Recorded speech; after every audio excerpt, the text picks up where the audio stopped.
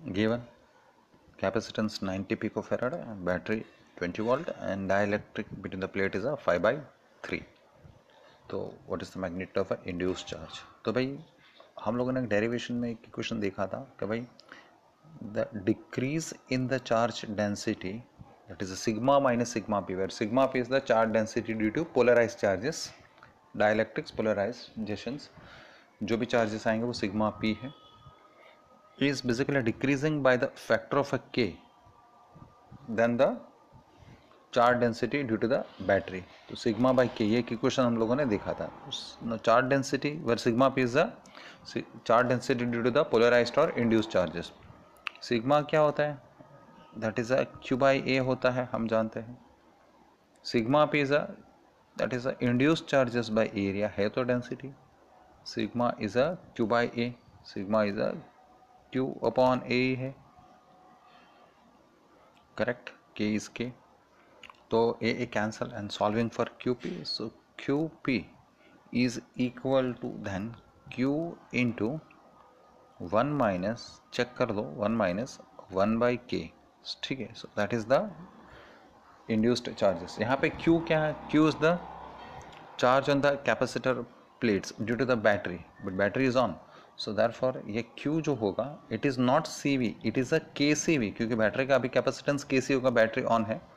So it is a Kc into V, the capacitance of V. तो battery कितना charge ले सकते हैं, battery can take the charge of a Kc into V, not C into V. So putting that value into this equations and writing the final equations, that is a Qp induced charges or polarized charges, it is equal to Q, sorry, Q नहीं, it is a Kcv into what, it is a into 1 minus, it is 1 minus 1 by K. Use all the values, that is a C, V and K, तीन तो value है, that is a C, V and K, all these values is to be used to get the final answer. Find that the final answer is a 1.2 nanocoulomb आ रहा है, check कर लेना calculation से। So it is an options D, fourth options, that is a D option is the right option है इसमें। This is a relatively regular question, say it does not require any discussion as such, I mean कोई खास discussion है। For example, say in this case C1 already mentioned, that is a 10 microfarad, ठीक है, and then it is charged with the battery potentials of a V1, that is a 50 volt, ये ऐसे बता के रखा है। उन्होंने कहा कि C2 is a unknown capacitor, let's say that is a capacitance C, ठीक है, it is connected to the uncharged capacitor unknown, okay, and that is also uncharged one. If it is uncharged one, बोला है uncharged one, so that means that if it is uncharged, so therefore V2 equal to तो zero लेके चल सकते हैं हम लोग, so V2 equal to zero because it is uncharged. Now the potential मतलब common potential दे दिया है, जब दोनों को साथ में connect, when these two are connected in a parallel after disconnecting the battery, तो ये कॉमन पोटेंशियल्स उन्होंने दे के रखा है। So that common potential is already given, that is a 20 volt, but we know that the equations of a common potential is a C1 V1 plus C2 V2 divided by C1 plus C2। तो मैं सीधा ये आगे बहुत बार हो चुका है, so therefore it's a simple one, that is a 10 into 50 plus C2 V2, that is 0 because V2 is 0, divided by C1 plus C2, so that is a 10 plus C। Solve कर लो, इतना पार्ट को solve कर लो, जो solve this part get the C, आपको C जो मिलने वाला है दैट इज़ अ 15 माइक्रोफेराड, आप चेक कर लेना, it is a 15 microfarad is the answer. 15 microfarad, is there any options, या इट्स ऑप्शन ए ऑप्शन हम देंगे। This is also relatively simple questions है। So suppose the two plates, ठीक है, these are the two plates, charges suppose on the two plates are Q1 and Q2। तो भाई मैंने बताया था कि we already discussed in the class कि on the outer surface it is a Q1 plus Q2 by 2, on both the outer surface it is Q1 total charge Q1 plus Q2 by 2, that's all right। But what about the inner surface, inner surface पे कितना होता है आपको याद होना चाहिए, that is very important. So inner surface charge is very important, that is Q1 minus Q2 by 2, on the inner surface it's a Q1 minus Q2 by 2, और इस तरफ यहाँ पे कितना होगा, that is a minus, look at that, this will be, ये वाले में इंड्यूस इंडक्शन से लिखेंगे ना, so minus Q1 minus Q2 bye 2. ठीक है, ये हमें याद होना चाहिए. This is something that we know, I mean. तो based on that we write the our capacitance equations, and so as we write the potential difference. Thus C is equal to, that is a positive Q on inner surface divided by V. So आपको तो V पूछा है, तो V is equal to that positive charge on the inner surface divided by C. Capacitance is already given, that is a 4 micro. ये दिया हुआ है 1 microfarad capacitance already given. Okay, so चलो देख लेते हैं. So therefore capacitance is given, that is a 1. Look at that, 1 है, देख लो 1 microfarad capacitance. And Q1 and Q2 are respectively 2 and 4 है, तो Q1 माइनस Q2 लिखना होगा ना. It's a 4 minus 2, that is Q1 minus Q2, so that is a 1 volt आएगा. भाई समझे कि नहीं, यहाँ पे देख लो. So look at that, let's take the Q1 is a 4 microcoulomb, आप जो से देखना चाहते हैं, and Q2 is equal to 2 microcoulomb है. और यहाँ पे C भी आपको देख के रखा है, C is a 1 microfarad. So I am using this part, that is a positive charge on the inner plate Q1 minus Q2, that is actually our Q इन. यही हमारा Q इन है. Look at here, just think of a AB branch only. Just think of AB branch only. So for AB branch, I can say that this 3 and 9 is a 12. ठीक है, so that is 1 is a 4 and second is a 12. Already shown. देख लो यहाँ से AB branch only, and this entire AB branch is in parallel with this 2 microfarad, तो कोई फर्क नहीं पड़ता. That means that the total voltage drop across it is a 8 volt. इसके across में 8 volt है. ठीक है, so let's say that across this is a V1 and across this is a V2. अब देखो ये जो 12 वोल्ट जो है, सॉरी 12 माइक्रोफेराड जो है, वो बेसिकली तो क्या है, basically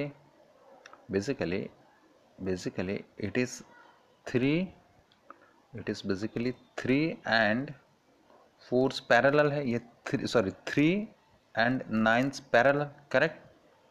that is a 3 and 9 parallel, ये 3 और 9 का parallel, and that is across V2 potential, मतलब 3 and 9 both are at V2 potential drop में ही, करेक्ट. ठीक है, सो हम क्या करेंगे, will find out the V1 and V2 by using our voltage distributions equations. तो बहुत ईजी, थोड़ा देखना, ध्यान देना. So V1 equal to, that is C2 divided by C1 plus C2 in case of 2 capacitors, ये आपको आना चाहिए. So that is 12 divided by 12 plus 4, that is a 16 into the total potential drop of 8, correct. So that is a 6 volt. It is a 6 volt for me. और V2 कितना निकलेगा, what about a V2? तो V2 is equal to, that is a C1, मतलब 4 divided by, again it is a 16 into 8. अरे भाई correct ना. So that is equal to 2 volt, तो ये आएगा आपका 2 वोल्ट आएगा. Based on that you can find the charge on the 4 microfarad and charge on the this 9 microfarad. देखो कर सकते हैं हम लोग, इजीली हो जाएगा. See look at that, now say on 4 microfarad, let's name it as a Q4, उसको हम लोग Q4 कहेंगे. So that is a C into V. Now 4 microfarad, देखना डायग्राम देखो, ये कितने पोटेंशियल पे है, V1 मतलब 6 volt, that is a C into V. So that is a 4 microfarad at a 6 volt. So that is equal to 24 microcoulomb. It is a 24 microcoulomb. And दूसरा कौन सा पूछा है, that is on 9 microfarad. देखना होगा 9 microfarad कहाँ पे है.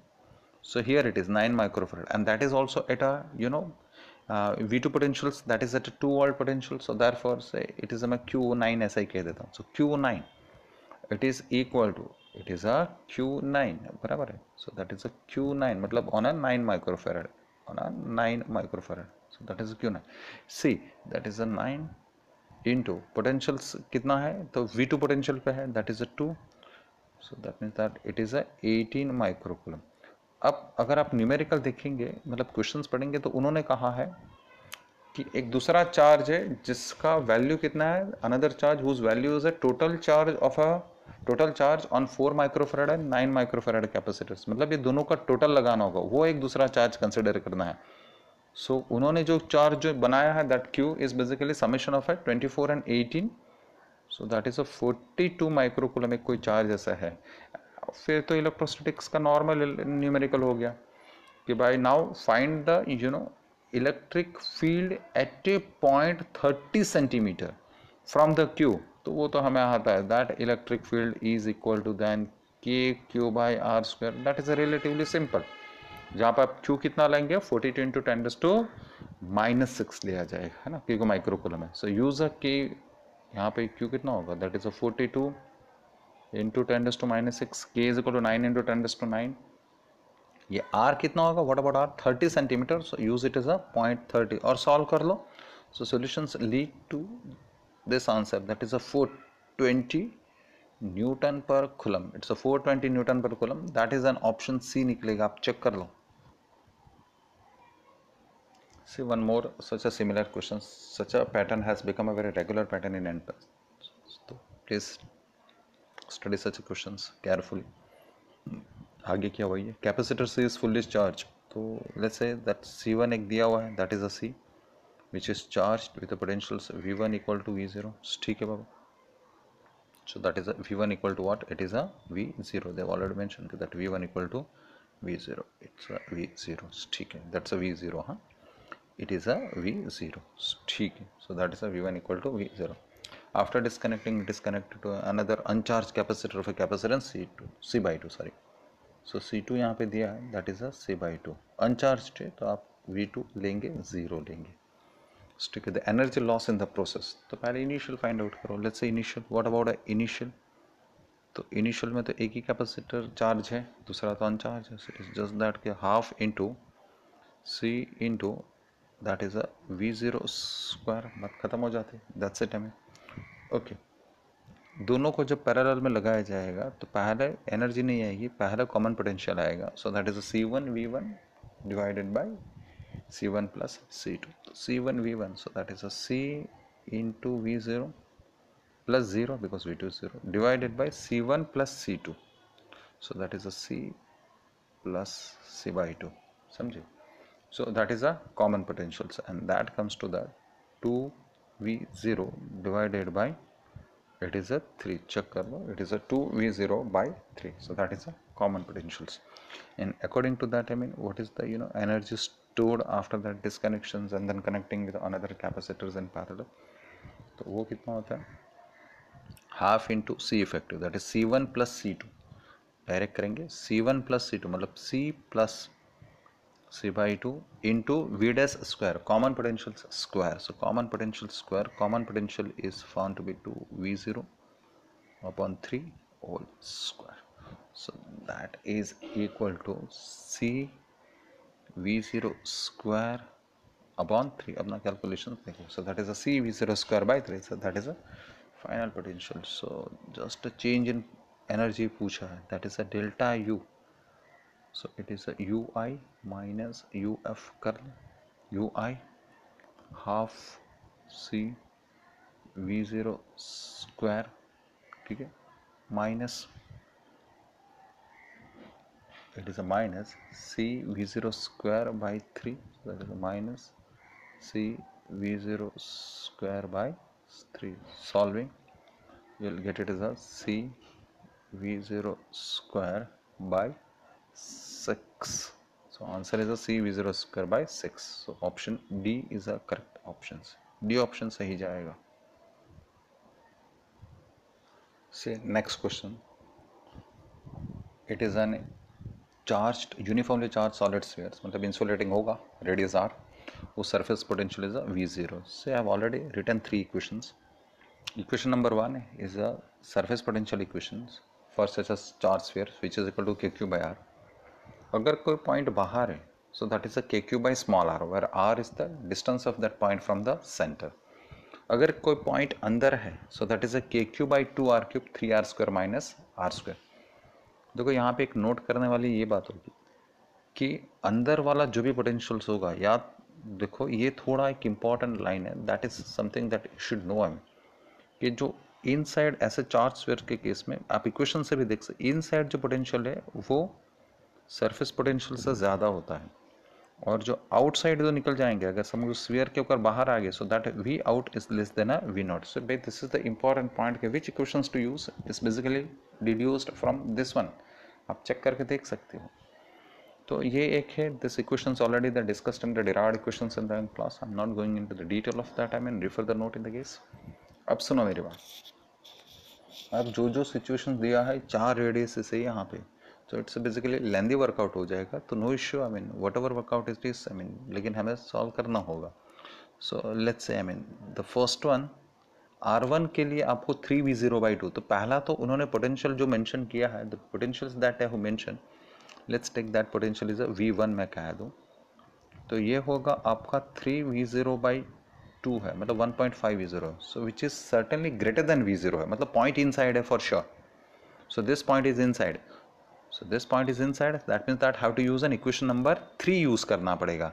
Equation number 3 with a small r equal to r1, आप समझ रहे हैं which equations to apply, that is an equations 3, क्यों, because v1 is a 3v0/2 for r1, capital r1, तो v0 से ज़्यादा है, तो पॉइंट इनसाइड हो गया, पॉइंट इनसाइड हो गया, तो हमें इक्वेशन नंबर 3 यूज़ करना होगा, यूज़ इक्वेशन नंबर 3, ठीक है। So if you use equation number 3 and then we apply it, तो 3v0/2, so look at that, मैं लिख रहा हूँ यहाँ से, that is a 3v0/2, that is a v इन, जो उन्होंने मेंशन करके रखा है वो इक्वेशन ही अप्लाई करना है, that is a kq/2r³ into that is a 3r² minus it is r², ठीक है। Equation number 3 is applied. अब v0 तो कितना, v0 इज अ kq/r, वो ऑलरेडी दिया गया, दैट इज अ kq/r होता है, हम जानते हैं, on the surface it is always a kq/r, so therefore it is a 3 into it is kq/r, लेकिन 3/2 तो 2 नहीं बोलना, that is a 3q/r, 2r I mean, it is equal to kq divided by, that is a 2r³ into it is 3r² minus it is r², ठीक है। so this is how it is, I mean, ठीक है। अब इसको sorry I made it is r² की जगह पे हमें स्मॉल r क्यों लिखा मैंने, why should I write small r, other I should use r1² ही कर देता हूँ, that is r1², because look at that r is equal to r1 use कर दिया हमें, correct. So it is r1²। So solve करो, आपको पता चलेगा r1, आप जब कैंसिल करके सॉल्व करेंगे ये एक ही question, that is r1 equal to 0, देख लो r1 इक्वल टू 0, मतलब this is the potential at a centre. जिनको पता है कि potential at a centre is a 3/2 v0 होता है, वो डायरेक्ट भी जा सकते हैं, अगर नहीं बताया तो ऐसा कंफर्म किया, potential as a centre is a 3/2 surface potential होता है, potential at a centre is a 3/2 surface potential, मतलब यहाँ पे r1 हमारा 0 आ रहा है, सेंटर पोटेंशियल का बात कर रहे हैं ये लोग, ठीक है। So that is the first part of the calculation. Let's go for the second one. Second one में क्या कहा उन्होंने कि now the potential is, let's say that is a V2 कह देता हूँ ऐसे ही, वो potential कितना है, that is a 5v0/4 है, okay, तब रेडियस कितना उनको मेंशन करके रखा है, that is r equal to r2। देखो ये पोटेंशियल है, that V2 is also 5/4 times V0, मतलब it is also greater than 1 है, it is a greater than it is greater then surface potential v0 है। तो यहाँ पे भी आपको इक्वेशन नंबर 3 अप्लाई करना है, इक्वेशन नंबर 3 अप्लाई करना है, जैसे हम लोगों ने v1 के लिए किया, तो follow the same procedure for the v2, that is a 5v0/4, like we followed in the previous step, that is r equal to r1, और हमने जैसे r1 इक्वल टू 0 लाए, ऐसे यहाँ पे आप r2 लाइए, तो आपका ये सोल्यूशंस मैं आपके ऊपर छोड़ रहा हूँ। I said follow the same procedure as we did in the previous, that is in the v1's case, बराबर है, जहाँ पे 3v0/2 था वहाँ पे आपको सिर्फ 5v0/4 करना है, तो यूजिंग दैट इक्वेशंस 3, तो आपको जो r2 जो मिलने वाला है, just check, I mean you will get the r2 as a r/√2 होगा, सो r2 is equal to r/√2, ये सोल्यूशंस मैं आपके ऊपर छोड़ रहा हूँ, just I am giving this, I am leaving this part on you, I mean कि use in equation number 3 and follow the same procedure as I discussed for the v1, I mean, and get the r2, तो ये r2 आपको मिलेगा, अच्छा ठीक है। going ahead, I mean, आगे और चलते हैं, okay. So look at that, अब बारी आती है v3 की, what the v3 says, v3 कितना दिया हुआ है, that is a 3v0/4, so it is less than the surface potentials, it is certainly less than the surface potentials, और सरफेस पोटेंशियल से लेस है मतलब पॉइंट आउटसाइड है, पॉइंट आउटसाइड है मतलब कौन सा इक्वेशन यूज करना होगा, we have to use an equation number 2, ये इंपॉर्टेंट है। सो देयरफॉर यहाँ पे आपका जो r जो होने वाला है that is r3, but point is that equation is equation number 2 use करो अभी, It is an equation number 2. So therefore we know that V3 for the outside point is directly written as a KQ by small r, and small r is a R3. So that is a KQ by this. Okay, that is our V3. लेकिन उन्होंने क्या mention किया, V3 is equal to 3V0 by 4, that is equal to 3V0 by 4, 3V0, and what is a V0? V0 तो already surface है, that is a KQ by R, correct? So KQ by R3 is equal to 3 by 4 KQ by R. ठीक है, तो ये इस तरह से होगा, इसको सॉल्व कर लिया जाए, let's solve it and find the R3, तो आप उसको सॉल्व करो तो ये तो सिंपल सा सोल्यूशन है, that is R3 is equal to, it is a 4/3R, तो ये एक और हमारा रिलेशन निकला, that is R3 which is equal to 4/3R। I hope it's clear. चलो ठीक है, और एक पार्ट बाकी है, which one, that is a V4। मैंने कहा ना it's a bit lengthy solutions but though manageable. Now what about a V4? V4 कितना दिया हुआ है? V4 is a V0 by 4. Again you can see that this is less than the surface potential, मतलब point is still outside, point अभी भी outside बना हुआ है। outside point के लिए वही step V3 के लिए जो किया वही step आप वापस उसके लिए repeat करो। क्या repeat करेंगे? and that time the radius is a R4, तो वही step वापस repeat करेंगे तो क्या हो जाता है? so that means that it is, look at that, it is a KQ by small r। अब small r कितना है? small r is a R4, so KQ by R4 which is equal to V0 by 4 है, तो that means that it is 1/4, V0 is a KQ by R। तो क्या निकल के आती है हमारी रिलेशंस? तो रिलेशन निकल के आती है R4 is equal to 4R। तो ये चार रिलेशंस निकले हमारे, R1, R2, R3। अगर हम लोग ध्यान से देखेंगे ना तो देखो यहाँ पे दो ऑप्शंस मैथमेटिकली सही जा रहा है, आपको फिर मैथमेटिकली चेक भी करना है। तो से लुक एट दैट, आपको R1 इक्वल टू 0 वाला रिलेशन अगर हम लोग देखेंगे तो R1, तो second relation is a correct, second मतलब ऑप्शंस नंबर 2 जो मेंशन किया है that is a B options, हम लोग बोलेंगे वो भी सही है। अब चेक कर लो mathematically, R2 is less than R4 minus R3, mathematically वो भी सही है, and 2R is less than R4 वो भी सही जा रहा है। 2R इज लेस देन, क्योंकि देखो हमारा जो R4 का जो वैल्यू आया दैट इज अ 4R है, 4R है ना, तो R4 ज्यादा ही हुआ ना, 2R से तो ज्यादा ही हुआ ना, according to this relation R4 is greater than 2R, तो वो भी रिलेशन। तो यहाँ पे एक एंट्रेंस क्वेश्चन है, ये थोड़ा गड़बड़ हुआ था। सो बी भी सही है और सी मतलब ऑप्शन 3 भी सही है। आप थोड़ा मैथमेटिकली चेक कर लेना, you just check this mathematically, तो ये तो बैठ ही जाएगा। Which one? This one, that is R2 is less than R4 minus R3। आप चेक कर लो, इट इज करेक्ट है। आपको सिर्फ 4 रेडियसेस लाने हैं, then have to verify this mathematically. See यहाँ पे ये क्वेश्चंस में क्या है कि as far as this capacitor C is concern, ये जो कैपेसिटर C जो है, this capacitor it's a variable capacitor है, उसको वेरी किया जा रहा है फ्रॉम 1 माइक्रोफैराड टू 3 माइक्रोफैराड, ऐसा उसको वेरी कर रहा है। And as a result of that आपको बता करना है कि उस वेरिएशंस के साथ में ये कैपेसिटर है, on this capacitor how the QT is varying. Charge on the capacitor of a 2 microfarad, मतलब ये रहा, ये उसके ऊपर चार्ज Q2 मान ले, तो वो कैसे वेरी करेगा? कब? when this capacitance C is changed from 1 microfarad to 3 microfarad. तो ये C आपको वेरी करना है और Q2 का आपको C के साथ में ग्राफ दिखाना है। ऐसा लग रहा है कि बहुत डिफिकल्ट, कोई डिफिकल्ट नहीं है, it's not at all difficult, I mean ठीक है। से अगर आप इफेक्टिव पूरे नेटवर्क का इफेक्टिव कैपेसिटेंस ले लेते हैं, चलो तो C इफेक्टिव कितना हो जाएगा? सो दैट इज अ 2n1, देखो दोनों पैरेलल में, 2n1 that is a 3 and then 3 is in a series with this. So क्या मैं कह सकता हूँ it is a 3C divided by it is a 3 plus C है। अगर समझो बैटरी जो टोटल चार्ज जो देने वाली है, suppose that is a Q मैं कर लूँ, तो the total charge Q is equal to C effective into V, so that means that it is a 3CV divided by 3 plus C होगा, that is a total charge। अब हम लोग अपना charge distributions का नॉलेज लगाएंगे। तो ये जो 1 और 2 माइक्रोफैराड जो पैरेलल में है, which one, look at here please, आप अगर देखेंगे नहीं, देखो क्वेश्चन में देखो, यहाँ पे दिखा रहा हूँ, सर्कल किया मैंने, 1 और 2 माइक्रोफैराड जो, उनको भी तो उतना टोटल चार्ज Q ही मिलेगा, करेक्ट और नॉट? देखो यहाँ पे भी मैंने दिखा कर रखा है, yes I already shown note है, ये देखो Q ऑलरेडी नेटवर्क में जा रहा है and that is getting distributed between 1 and 2। तो वहाँ पे हम लोग Q1 और Q2 का इक्वेशन लिखना चाहिए, हम सिर्फ Q2 का लिखेंगे। तो Q2 के इक्वेशंस क्या लिखा जाता है? That is Q2 is equal to C2 divided by C1 plus C2, so C2 is a 2 ही है, divided by C1 plus C2, that is 2 + 1 into the total charge हमें मिल चुका है, that is equal to 3CV divided by 3 + C, correct और not? C2 divided by C1 + C2 into Q, charge distributions का equation लगाया गया है।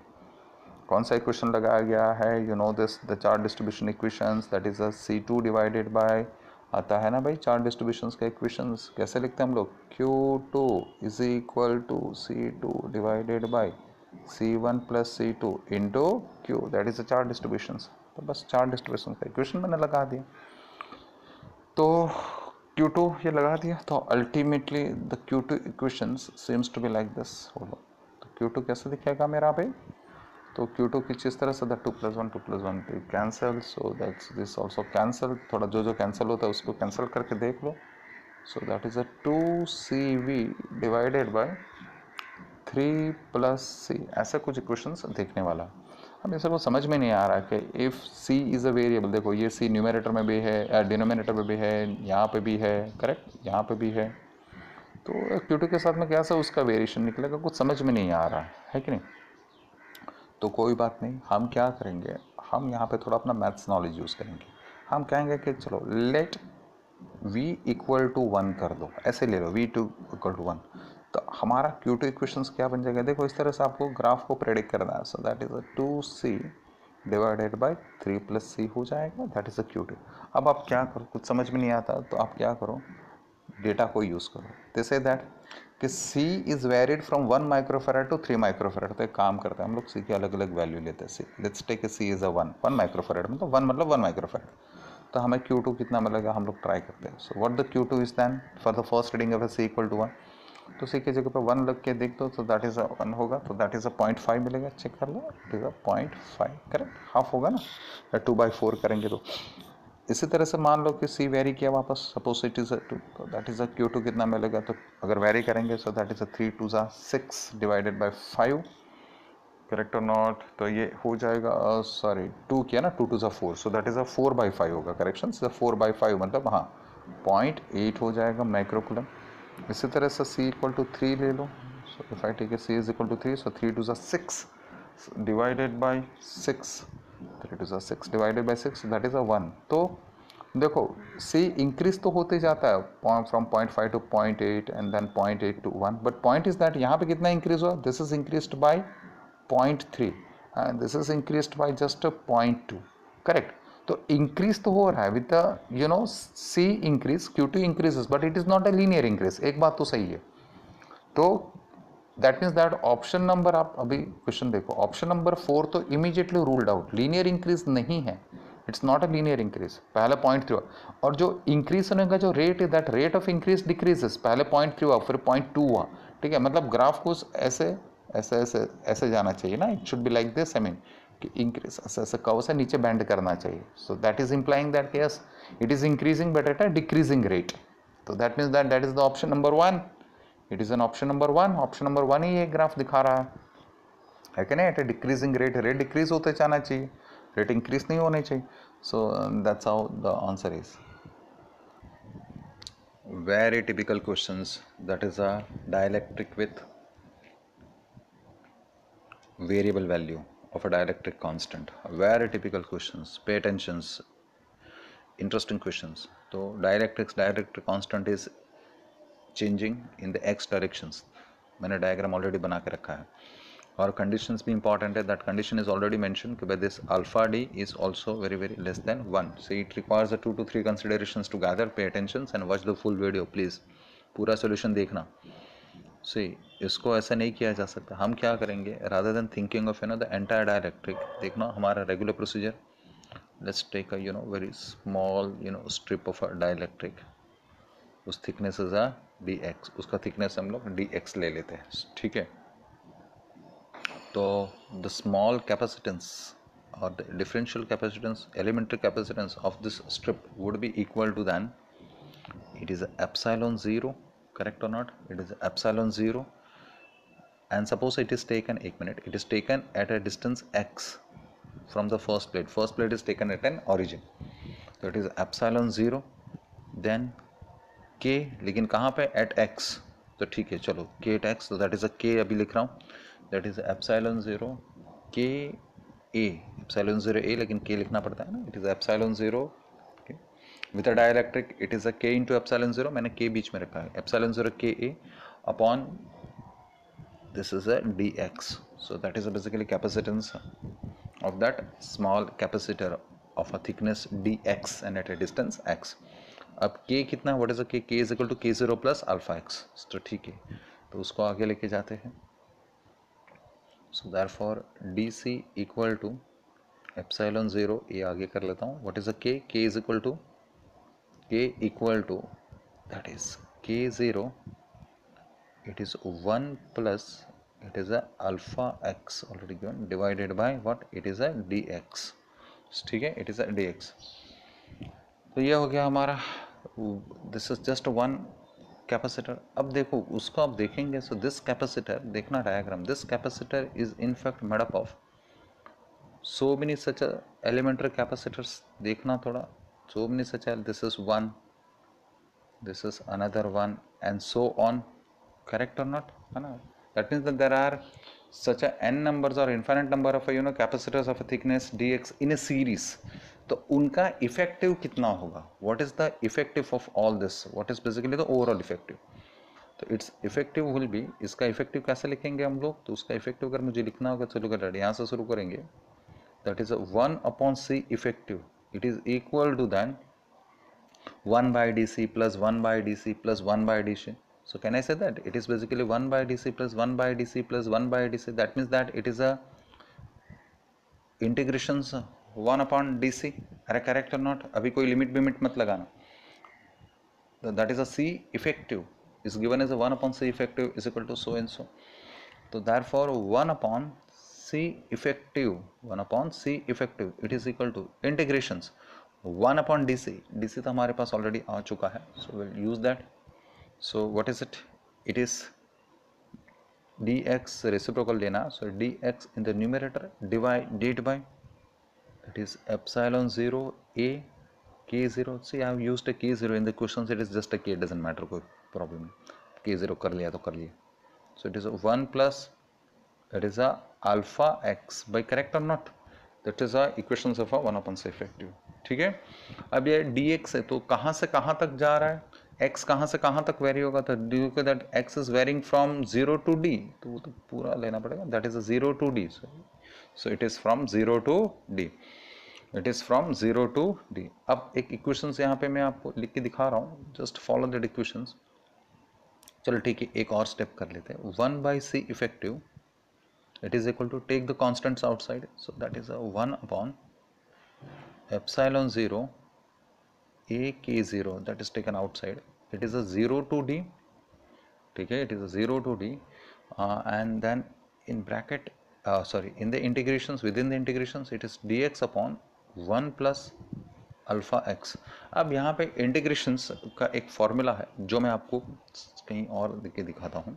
चलो यहाँ पे थोड़ा कर लेते हैं. See look at that, I am just writing the formula with different colours. ये फॉर्मूला है कि भाई integrations dx upon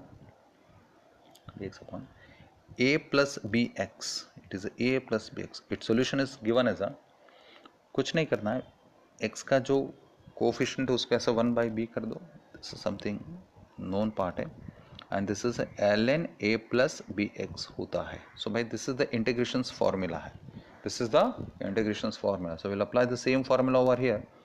So therefore it is then 1 by c, it is equal to 1 by c मतलब 1, it is equal to epsilon 0 a k 0, क्या होगा उसका, तो जो x का जो कोफिशिएंट है उसको बाहर लिखना होता है, so that is a 1 by alpha, then it is ln, जो बाकी का अंदर ऐसा केस है, that is a 1 plus alpha x is a alpha x from limits, that is a 0 to d, that is correct. Okay, ln1 is a 0, तो it is just a बराबर ln alpha d होगा, बराबर. so therefore ठीक है, आगे जाते हैं धीरे धीरे. so therefore it is equal to 1 upon epsilon 0 a k 0 alpha, then this is ln it's ln 1 plus it is a x की जगह पे अल्फा अल्फा डी एक्स की जगह, सो that is ln 1 plus alpha D, खत्म हो गया. So that's an answer. अब मैं sorry not, it is not answer yet, ऐसा तो कोई आंसर दिख नहीं रहा है यहाँ से. ln 1 plus alpha d, zero limit का कोई मतलब नहीं, because if you put x equal to zero you get ln 1 that is a zero, ln 1 is a zero. तो एक आंसर मिल रहा है हमें. ये ऐसे मतलब यहाँ तक तो हो गया, but that is a 1 upon, ये क्या है हमारा, that is a 1 upon C effective है. अभी तो हमें सी इफेक्टिव के लिए जाना है, लेकिन वो बाद में जाते हैं. अब इसमें से कोई ऑप्शन सूट भी नहीं करा, कुछ एलन तो कुछ दिखाई नहीं दे रहा, कुछ भी नहीं है ना.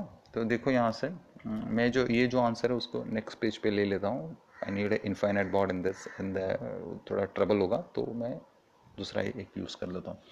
सो what we so far got is a 1 upon c effective is equal to 1 upon epsilon 0 a k alpha, and I got it as a ln 1 plus it is a alpha D. यहाँ तक हमारा हो चुका है. अब देखना यहाँ पे मैंने एक सीरीज़ आपको दिखाया था. Again it's a formula writing with a different colour, अगर आपको याद होगा तो. That is ln 1 plus x. Electrostatics में हम लोगों ने नोट किया हुआ है, अगर याद हो तो. That is x minus X square by 2 plus x cube by 3 minus x 4 by 4 and so on. आगे लिखने की ज़रूरत नहीं है, नॉट नीडेड. ओके. अब इसमें अगर मैं समझो x की जगह पे अगर हमारा, अब आ जाते हैं वापस कैलकुलेशंस पे. अगर समझो इसमें मैं x की जगह पे अगर अल्फ़ा डी लगा देता हूँ, सपोज आई यूज़ है x की जगह पे अल्फ़ा डी लगा दूँ, तो क्या फॉर्मूला मुझे निकल आएगा, that is ln 1 plus alpha D. ln 1 plus alpha D करेंगे, so that is alpha D, correct देखना. हाँ, माइनस एक्स स्क्वायर, एक्स की जगह पे alpha D, so that is an alpha D place. So it is alpha D, X की जगह पे हम लोग अल्फ़ा डी लगाएंगे. So it is alpha D by 2 तो नीचे है, हाँ, अल्फ़ा डी होल स्क्वायर. 2 अंदर नहीं है, ब्रैकेट के बाहर है, correct. So that is alpha. बाकी के सारे टर्म को निग्लेक्ट की जा रही है. क्यों alpha D? Because alpha D is less than 1. Suppose it's a 0.1, तो 0.1 का स्क्वायर करेंगे तो 0.01 होगा. 0.1 का क्यूब का 0.001, तो बहुत छोटे होते जाता है. So therefore higher terms are neglected. We just limit our discussions up to year only. Reason, क्योंकि alpha D is very very less than 1, तो बहुत छोटी होती जाती है. मतलब ये जो टर्म है ये सब छोटी छोटी होती जाएगा, उसको निग्लेक्ट कर दिया कर. So this are neglected. So ultimately it is like this. तो सिर्फ हम लोगों ने इतना ही फाइनल किया, ठीक है. तो वो हिसाब से अगर हम लोग 1 अपॉन सी इफेक्टिव लिखेंगे तो क्या होगा, 1 upon C effective is equal to 1 upon epsilon 0 A K alpha, and then ln की जगह पे हमें क्या लिखना होगा, we have to write it is alpha D minus alpha D का square divided by what, it is 2. ये ऐसे लिखा जाएगा, ठीक है. Get the alpha D out. Alpha D उसको बाहर निकालते हैं. Let's get alpha D out. So 1 upon C effective is equal to alpha D को निकालेंगे बाहर. Alpha D is taken as a common. It is epsilon 0 A K alpha into alpha d is a common निकाल दिया. So it is a 1 minus it is a alpha d by 2, correct, क्योंकि एक alpha d तो गया. And that alpha alpha cancel as well. ये alpha और ये alpha cancel भी हो जाएगा, समझे. अब ये तो 1 अपॉन सी इफेक्टिव है, तो सी इफेक्टिव कितना होगा, what is the C effective, reciprocal. तो रेसिप्रोकल करते हैं अल्फा कैंसिल करने के बाद में. So it is epsilon 0 A K divided by alpha तो gone, so it is just d. Reciprocal ये नीचे जाएगा, तो क्या मैं ऐसा लिख सकता हूँ 1 minus alpha d by 2 to the power -1. अगर आप देखेंगे अभी भी कोई ऑप्शन सूट नहीं कर रहा है, मतलब they are applying the binomials theorem. अब binomials theorem and that is to up to just 2 terms, तो 2 टर्म तक की बाइनोमियल थ्योरम लगाना. So just applying the binomials theorem up to the 2 terms, I mean that is epsilon 0 a by k. It is 1 minus, आपको मालूम है power को multiple बना देना है, अल्फा डी बाई 2, खत्म. Higher terms are neglected because alpha D is very very less than. तो देखना आप लोग, ये रहा, that is an epsilon 0 A K by 2, ठीक है. बाइनोमियल थ्योरम अप्लाई करने के बाद में it is 1 plus alpha d by 2. तो sometimes you know some mathematical part is basically included in the calculations. So ये कौन सा ऑप्शन जाता है, थोड़ा ऑप्शंस चेक कर लेते हैं हम लोग. Let's see which option is basically permitting us for this one. So let's say the options that permit us is which option is permitting us, let's see. शायद डी ऑप्शन लग रहा है, या it is option D, so that is N options D है, ये हमारा options D में जाएंगे, ठीक है, इट्स ऑप्शंस डी, चेक कर लो। सो ऑप्शंस डी, ठीक है ना, हाँ correct, it is N options D, it is a options D 1 plus alpha d by let me confirm it, या इट इज अ करेक्शंस, यहाँ पे मैंने 2 कैसे लिख दिया, I just put it is a 2, it is incorrect by, let me correct it first time in, this is not 2, ये क्या होगा, what is it, it is just a D है ना, ये तो हमारा इट इज अ डी है, so that is a D, just check the options, it is a D है, it's not 2, I just made a mistake in writing, I mean this is not the 2, it is a D, ये D है ना, तो D ही रहेगा ना, तो that is a D, this is not there, it is not there, so that means that the correct option is a options D है।